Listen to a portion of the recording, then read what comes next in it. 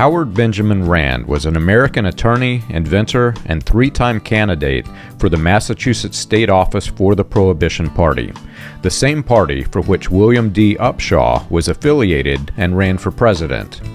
Rand was also the founder of the Anglo-Saxon Federation of America, an organization devoted to spreading British Israelism in the United States and Canada. Key figures in the latter reign were affiliated with Howard Rand, including William Branham's campaign manager and founder of Christ for the Nations, Gordon Lindsay. Lindsay spoke at key events for the Anglo-Saxon Federation of America in multiple countries, often as the featured speaker. The Anglo-Saxon Federation of America was officially organized in Haverhill, Massachusetts on February 4, 1930. At the time of its formation, it had membership established already in 40 states. It attracted membership by claiming that the architecture of the Great Pyramid of Giza corresponded to both biblical and modern events and was essentially a key to unlocking the connection between the Bible and the 20th century. During the Great Recession leading up to the Great Depression, Howard Rand began claiming that the event corresponded directly to the length of the tunnel in the pyramid leading to the King's Chamber. This theme was used throughout latter-rain revivals, and the leader of the revival, William Branham, was instrumental in the adoption of Pyramidology during the second wave of Pentecostalism. The Federation claimed to have converted doubting atheists to confirmed religionists via the Pyramidology associated with British Israelism. At conventions of the Anglo-Saxon Federation, Egyptologists held lectures claiming to have opened the pyramid and found it to, quote, bear out the Bible to the very letter, leaving them, quote, no longer a doubting atheist but a confirmed religionist, utterly sold on the teachings which are those of the Anglo-Israelites of England and the Anglo-Saxon Society of America. The people are coming from the east and west, north and south, gathering in.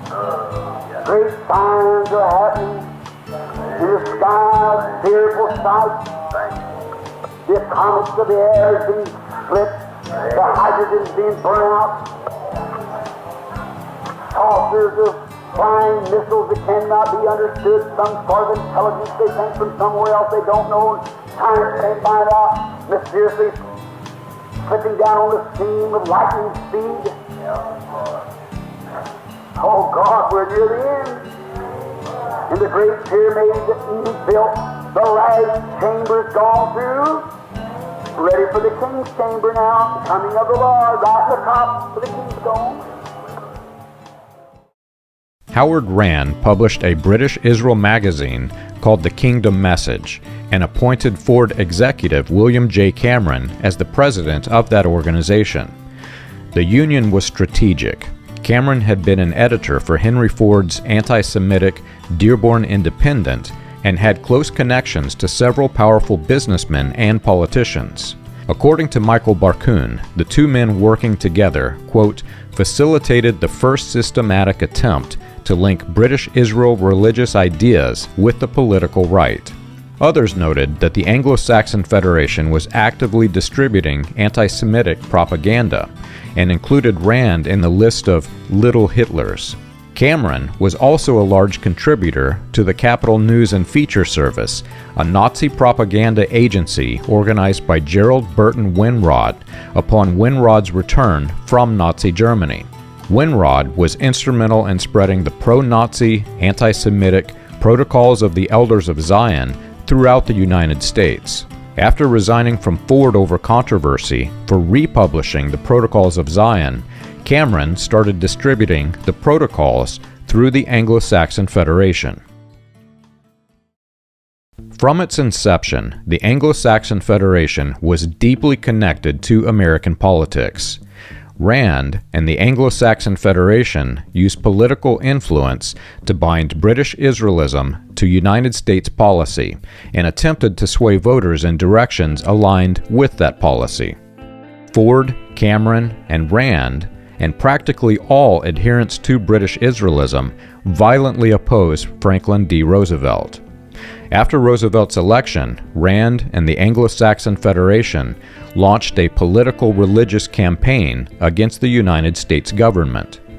Rand began claiming that the iniquity of Israel lasted until the exact year that Roosevelt took office, 1933, and that God was about to bring his wrath upon the nation. This, according to Rand, was closely tied to the adoption of the gold standard. In December 1934, Rand began publishing over 300 articles entitled The Story the Bible Tells, spreading antisemitism, racism, and politics to sway Christian leaders towards his version of British Israelism.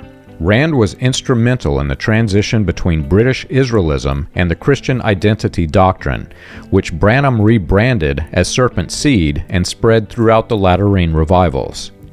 Branham claimed to have received that doctrine by divine revelation, though he later admitted that he first encountered it in a church that was ran by white supremacist leader Roy E. Davis.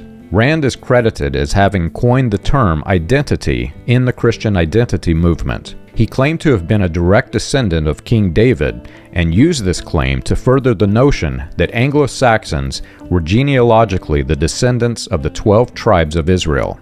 The Anglo-Saxon Federation was eventually branded as a white supremacist group.